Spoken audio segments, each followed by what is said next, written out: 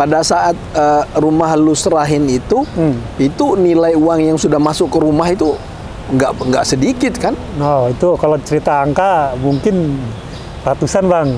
Hampir 1 miliaran ya berarti? 600-an lah. 600 jutaan kan? 600 jutaan. 600 jutaan. Siapa istri yang nggak lemes ya kan ibaratnya.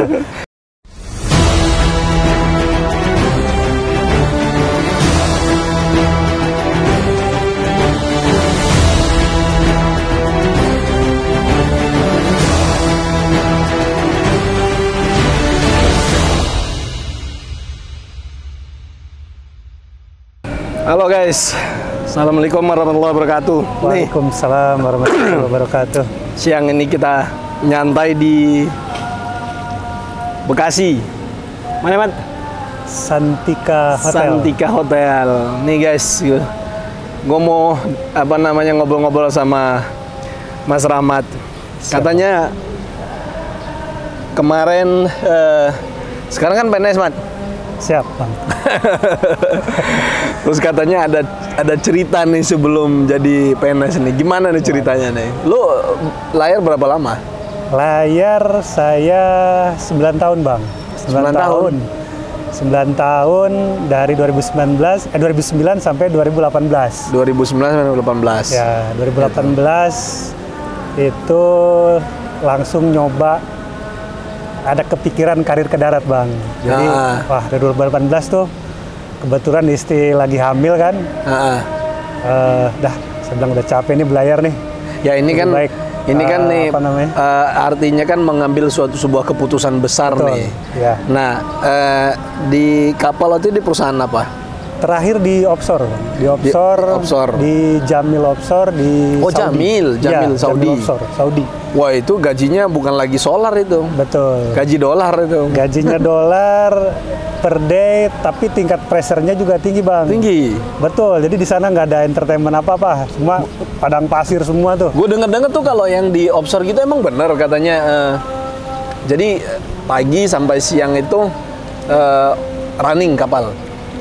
Apa atau sampai malam, atau habis itu malam sandar, tapi nggak bisa kemana-mana. Nah, kalau di offshore ini tergantung kapalnya, Bang. Jadi kalau kapalnya saya waktu itu kan AHTS, jadi memang AHTS. itu terus running, nggak ada henti-hentinya. Jadi bongkar muat di bongkar muat di pelabuhan, bawa logistik, alat-alat pengeboran, bawa lagi ke lokasi. Habis itu nanti ada order mungkin di pertengahan ambil penumpang dari rig satu ke rig lainnya. Jadi namanya ATS itu udah kayak multipurpose lah ya.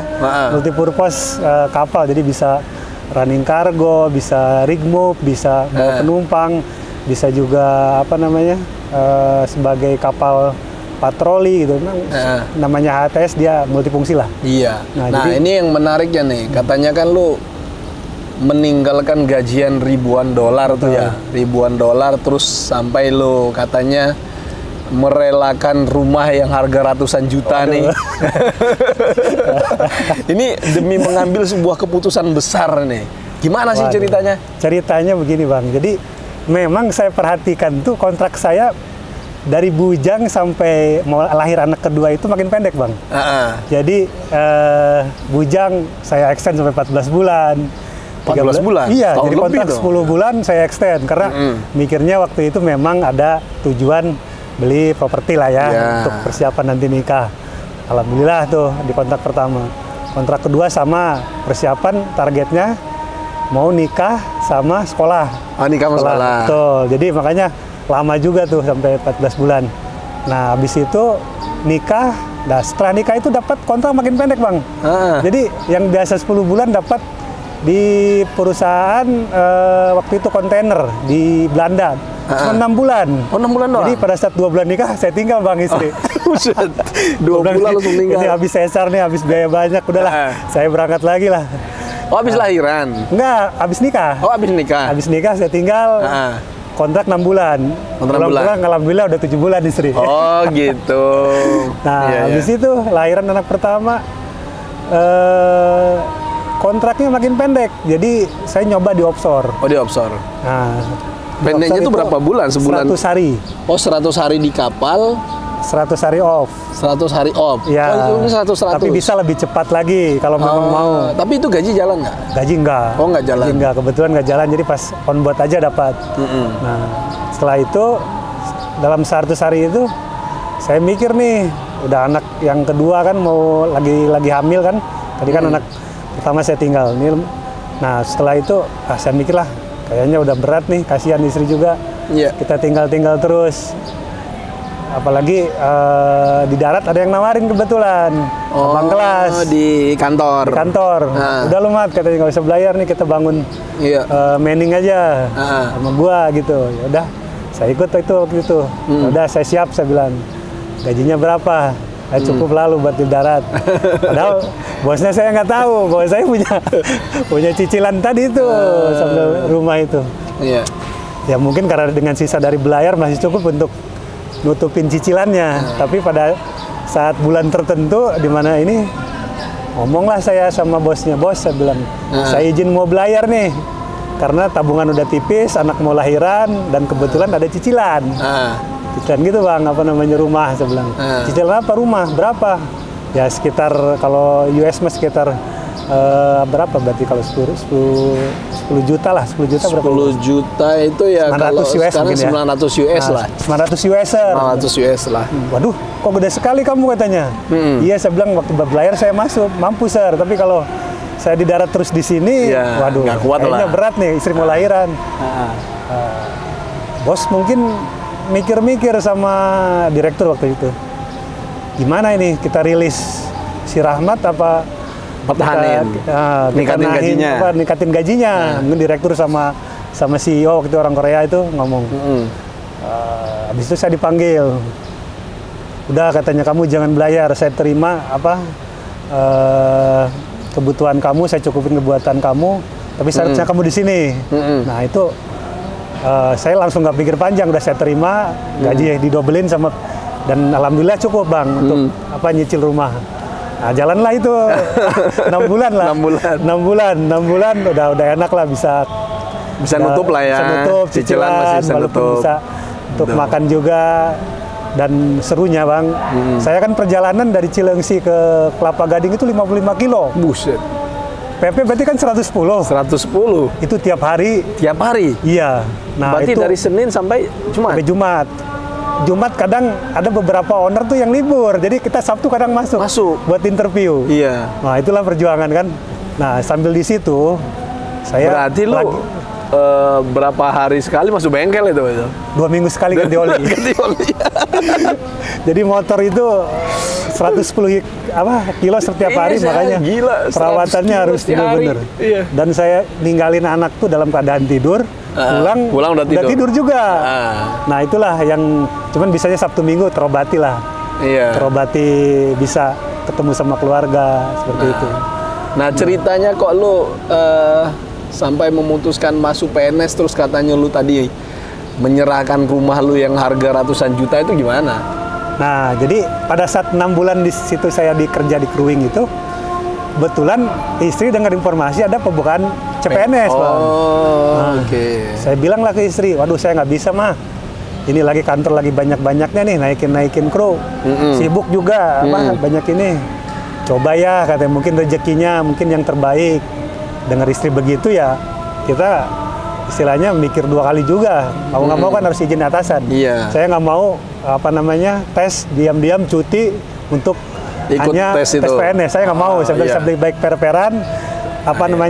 Responnya seperti apa saya akan terima. Saya bilang diterima ya alhamdulillah, dicinin atau enggak gitu ya. Enggak gitu.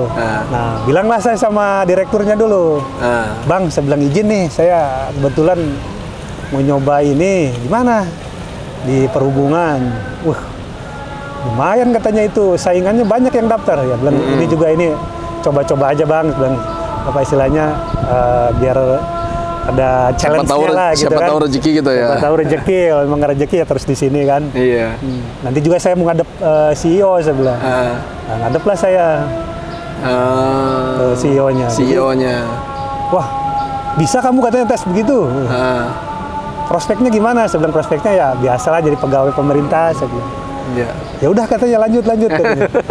Jadi bos tuh ya enak aja pokoknya kalau udah kita saya sih lebih baik prinsipnya lebih baik ngomong daripada Iya, apa adanya lah. diam ya, cuti, apa adanya. bilang ini bang. Iya. Oke, nah pada saat proses tes itu memang bos tuh mungkin udah feeling lain lah ya ibaratnya. Iya. Apa namanya? Kok ini lanjut terus tes kayaknya. Mungkin kalau tes sekali gagal mungkin udah Iya. laporan misalnya, tapi Iya. kok nggak ada laporan. Jadi saya meeting tuh udah nggak pernah diajak bang. Oh. Aduh, saya bilang ini udah feeling gak enak. Dan direktur pun nyeletuk. Katanya keterima, Mat. Feeling gua lu keterima lu. Wah, saya bilang jangan mendahului yang di atas bang. Saya bilang, saya nggak tahu nih, cuman orang ngiseng-ngiseng aja. Saya bilang. Iya. Nah, pada saat itu memang terbukti. Jadi pada saat pengumuman, saya kan milihnya di Aceh bang. Nah, karena waktu itu kan pemilihannya milih dari kita. Iya. Pada saat milih hari, di iya. UPT mana ya? Betul. Pada saat lihat pengumuman, biasa kan orang kalau tes itu kan, bahagia gitu kan, Ya, alhamdulillah keterima. Tapi mimik saya pada saat menerima pengumuman bingung. itu, cuman satu jawaban, ya ke Aceh nih saya bilang, Iya. kalau keterima. Jadi kayak orang bingung. Beda dengan yang berambisi untuk lulus gitu. Iya, sama gue juga ngalamin itu gitu. Oh, status masih di Singapura dulu. Iya. Terus gimana? Nah, habis itu laporan lah saya di direktur. Bang, saya izin, saya bilang, ini saya keterima di CPNS di Aceh. Terus kamu gimana? Saya bilang. Apa dia bilang tuh? Saya bilang sebentar saya kasih waktu seminggu lah untuk ngomong sama keluarga, memutusin apakah ambil apa enggak. Mungkin Pak Direktur itu bilang ke ini kan. Sama David Siombing ya? Apa? David Siombing. Siombing ya. Kapten David Siombing direkturnya. Iya. Nah, pulanglah ke rumah. Saya bilang, Mah ini gimana? Saya bilang, saya keterima nih. Alhamdulillah, kata istri katanya. Istri seneng bang. Iya. Saya bilang, saya bukannya seneng ini, malah bingung saya. Saya bilang, satu sisi ya karena itu bang, saya ada cicilan itu, ada tanggungan itu. Sisi lain juga, ya mungkin saya pada saat tes sih doanya cuma satu bang. Saya minta yang terbaik, saya bukan minta kelulusan yang orang berambisi, yang minta yang terbaik. Saya bilang kalau yang terbaik mungkin saya dimudahkan jalannya ke sana, tapi kalau yang terbaik mungkin nggak terima kalau lulus saya. Nah, berdoalah saya dengan itu, mungkin itu jawabannya gitu. Betul. Kan. Nah, habis itu saya ibaratnya istri itu kan tulang rusuk kita bang ya. Iya. Jadi bisa ngerasain lah itu. Kita harus pelan-pelan sampaikan ke dia bahwa kita ini PNS gaji sekian, yang tadinya mungkin 2 digit, sekarang jadi 1 digit. Nah, saya bilang nih harus siap nih. Mantap lagi. Iya, mantap. Makan tabungan. Makan tabungan. Jadi apa yang sudah saya kumpulkan itu mungkin, nah waktu itu kelulusannya itu bulan Desember, bang. Desember. Jadi ada waktu sekitar 2 bulan. 2 bulan untuk saya berangkat ke Aceh kan. Iya. Nah, jadi 1 bulan terakhir itu saya masih kerja tuh dari Desember sampai Januari, masih kerja. Nah di situ udah saya bilang, Mah, nih kita harus bilang ke bank nih, bisa nggak cicilannya dikecilin? Iya. Dari yang 2 digit, dari 1 digit. Dari gitu 1 digit. Nah, ayolah kita ke bank lah. Iya. Oh, kita ke bank, hubungin bank. Pusatnya salah satu bank konvensional lah yang ada di Jakarta. Ngajuin ibaratnya tuh dipanjangin ya? Di restruktur cicilannya bang, jadi dikecil, disesuaikan dengan penghasilan saya. Tapi nanti itunya dipanjangin, panjang gitu ya, nyicilnya panjang. Nah, datanglah orang bank bilang, ini nggak bisa pak, katanya kalau segitu, saya minta di bawah 5 juta kan bang, karena saya sadar mungkin PNS kan istilahnya gajinya ya nggak 2 digit mungkin pertama kan, ya, dengan itu mungkin saya bisa sanggupnya di bawah 5 juta. Nah, habis itu bank bilang nggak bisa pak, katanya ini paling kecil tuh ya di atas 5 juta. Ya kalau gitu saya serahin aja lah pak, kalau gitu kan saya nggak mikir panjang lagi di situ. Karena kan saya udah memutuskan yang untuk terbaik ini, memilih yang terbaik ini kan berarti harus dengan konsekuensinya. Nah, sekarang kalau dari pihak bank dia pikir nggak bisa diangkat di bawah segitu, ya sudahlah, saya bilang mungkin Mah kita harus bersabar karena kita udah satu sisi juga udah coba jualin bang, itu aset tuh. Oh, berarti udah pernah ditawar-tawarin? Iya, udah kita pakai apa namanya, agent, agent. Udah istilahnya udah coba paralel usaha sambil proses itu jalan sampai Februari. Kita coba udah ada yang nawar ya sekian, tapi cuma sebatas nawar aja. Nah udahlah, saya bilang udah ini saya tekankan ke kamu, saya bilang istri, percaya sama saya kalau kita namanya harta ini titipan Bang. Iya, betul. Titipan, berarti kan Kapanpun bisa diambil. Iya, kapanpun bisa diambil. Namanya orang nitip ya kan. Iya. Nah, kita harus punya, kita lihat prinsip orang tukang parkir Bang. Iya, betul. Tukang parkir tuh kan kita Mobilnya lihat banyak. Mobilnya banyak. Ada yang masuk BMW, dia Iya, perlakuannya sama. iya, sama. Ada Mau yang masuk murah juga yang sama. murah, yang carry mungkin Iya. sama juga. Tapi begitu diambil ikhlas. Begitu mobilnya keluar parkir, nggak ada rasa Nggak ada, kehilangan nggak di iya. sini. Tapi dia sudah menjalankan tugasnya kan. Nah, begitu pun saya jukarkan ke istri. Namanya istri kan tulang rusuk kita, nggak bisa kita langsung patahkan Iya. ya kan. Pasti patah itu namanya kan. Kita harus pelan-pelan. Nah, saya bilang kalau kita yakin dengan pilihan kita, kalau dia udah yang terbaik sama yang di atas, Bismillah. Bismillah nanti pasti ada jalannya. Iya. Gitu. Memang pertamanya pasti berat buat saya sebagai kepala keluarga Iya. untuk bisa melanjutkan ini kan. Iya. Ya, makalah kita baiknya kita serahkan aja nih. Berarti rumah lu serahin ke bank gitu? Betul, karena dari pihak bank bertele-tele Bang, wah Bapak belum nunggak nih. Iya. Saya nggak bisa nerima. Nanti kalau udah nunggak sebulan baru ada bagian ini yang ngurus. Nanti 2 bulan ada bagiannya ini. Aduh, saya bilang bertele-tele. Iya. Intinya saya nggak mau debt collector ke rumah saya. Saya bilang. Iya.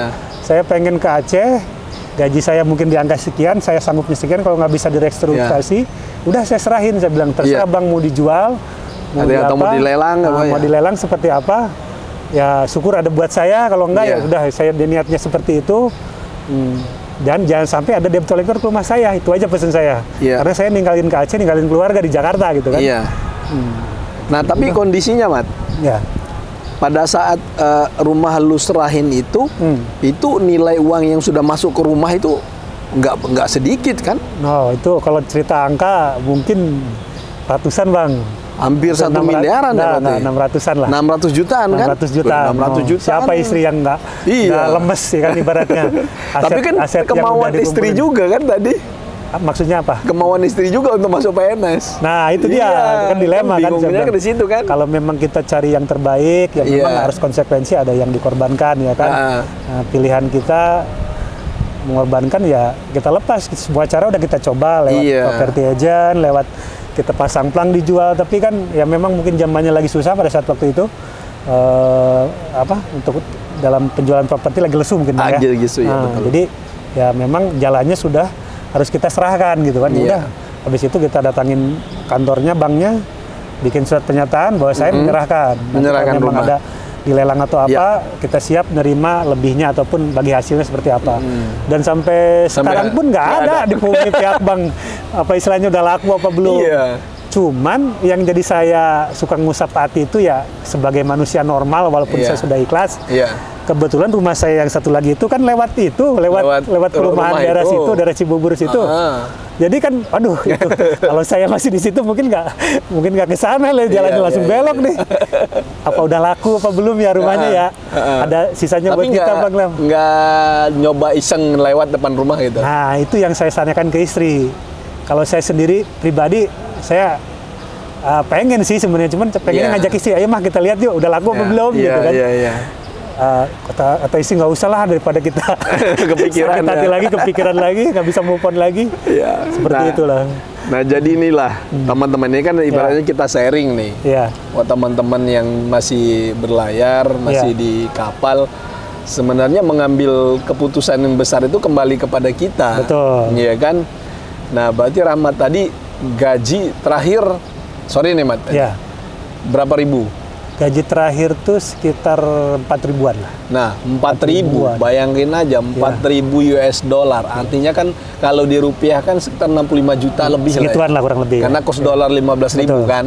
Siap. Nah, kemudian rumah yang sudah dicicil, uang masuk sudah hampir 1 miliar lah itu. Udah 600 juta sekian, ya kan? Nah, ini demi mengabdi kepada anak Negara. bangsa. Demi mengabdi menjadi PNS ya, PNS Kementerian Perhubungan, Iya. ya yang penempatannya di Aceh, udah dilepas begitu aja. Iya. Tapi ya itu, kalau saya sih yakin Mat ya, Iya, Tuhan itu nggak tidur. betul. Ya, Tuhan nggak tidur. Ya mungkin hilang segitu, insya Allah akan diganti dengan yang lain. Dengan yang Karena lain saya yakin itu. rezeki kan tidak hanya melulu masalah duit ya. Betul, nggak hanya angka. Betul ya Ya. kan, tidak hanya masalah angka. Kita bisa ketemu tiap hari dengan anak, dengan istri itu juga sebuah rezeki. Betul. Ya kan, coba bayangin misalnya dapat berita kita lagi di kapal, anak sakit, orang tua sakit, ya kan, orang tua meninggal, Wong saya aja ya memang sudah jalannya juga ya. Iya. Bapak saya meninggal, saya kondisinya masih dinas di Bali. Nah itu pun saya nggak kekejar untuk pemakaman waktu bisa, itu. ya? Iya, nggak kekejar. Apalagi kondisinya masih di Pujairah sana, betul. atau di Qatar sana gitu loh. Itulah. Ya, nah itu teman-teman menarik nih. Sebenarnya saya pengen ngobrol banyak gitu buat sharing. Cuma karena udah waktunya udah nggak memungkinkan nih, lama-lama udah makin gelap ini. Mungkin itu saja sharing buat teman-teman sekalian ya. Kita doakan semoga Rahmat ya pasti mendapatkan yang terbaik lah, Mat ya. Betul, siap. Ya, kemudian karena yang pasti kalau saya sekarang hidup pasti lebih tenang dong. Oh, kalau saya bisa bersyukur, syukur alhamdulillah. Iya. Dengan peristiwa itu memang banyak pembelajaran lah. Banyak pembelajaran hikmah yang bisa diambil. Pertama, dari setiap pembelian barang ataupun aset, saya lebih baik nabung dulu, uangnya cukup saya beli, Bang. Iya. Contoh, dulu mungkin pada saat bayar saya ada mobil merek Amerika. Saya nyicil demi gengsi. Iya, demi gengsi. Tapi sekarang saya lebih baik pakai merek lokal. Iya. Harga murah, bekas, tapi cash. Tidur nyenyak. Sekarang kawan-kawan bilang, oh itu kalau mobil Eropa enak, Mat. Ini enak. Enak tuh ada di hati, Bang. Di hati kalau istilahnya kita nggak ada cicilan, betul. Terus keluarga tenang, nggak ada konflik. Coba naik Mercedes, istri selingkuh, kita lagi di kapal. Apa nyaman itu Mercedes? Nah, gitu, Bang. Jadi kalau nggak anak sakit tuh misalnya, sakit. Ya kan, keluar, aduh, astagfirullah. Itu yang nggak bisa dinilai dengan uang, tetap ternilai. Betul. Itu yang teman-teman mesti ambil hikmah. Ya mungkin saya nggak nggak mengejat lah ya, nggak mengejat seperti itu, tapi yang saya alami seperti itu. Tapi kembali lagi ke pilihan. Hidup ini ada pilihan. Kita mau ngejar gengsi, ya otomatis harus nyicil. Kita mau tenang, udah beli bekas, properti bekas ataupun kendaraan bekas, tapi kita tenang pakainya, nggak ada pikir awal bulan harus nyisihin buat cicilan. Semuanya ini perasaan yang bener-bener anugerah dari yang di atas untuk bisa kita yakin dengan pilihan kita. Oh, ini terbaik. Yang terbaik. Di atas tuh punya rencana lain, gitu, seperti itu. Kita boleh merencana, tapi Tuhan juga yang nentuin kan jalan kita. Nah, thank you banget, Mat. Udah sharing, berbagi nih. Ini motivasi lah. Motivasi buat adik-adik misalnya yang mau berkecimpung di pelayaran, di dunia maritim, ataupun di pekerjaan bidang lainnya, atau teman-teman yang juga masih berlayar, teman-teman pelaut masih berlayar, yaitu kembali kepada pilihan masing-masing sih ya. Pilihan masing-masing. Dulu gue juga masuk PNS itu statusnya masih dapat permit di Singapura, gitu. Jadi gue pulang itu masih pegang permit Singapura itu. Jadi udah deh. Begitu seperti lu bilang tadi, begitu dinyatakan lulus PNS, gue malah bingung. Ini gue ambil gak nih? Gue ambil gak nih? Itulah. Tapi dengan Bismillah, ya semoga ini yang terbaik. Akhirnya udah ditinggalkan ya gaji yang ribuan dolar kayak gitu. Tapi kita milih sesuai dengan hati nurani kita. Kenapa? Kebahagiaan itu tidak bisa diukur dengan uang, dengan materi. Rezeki juga tidak hanya melulu masalah angka. Saya setuju dengan yang disampaikan oleh Om Rahmat tadi itu. Nah itu teman-teman sharing kita sore hari ini, semoga memberikan pencerahan, memberikan kebermanfaatan ya, semoga juga menjadi inspirasi dan motivasi buat kita semua. Salam sukses selalu, terima kasih, sampai ketemu pada video selanjutnya. Assalamualaikum warahmatullahi wabarakatuh. Waalaikumsalam warahmatullahi wabarakatuh.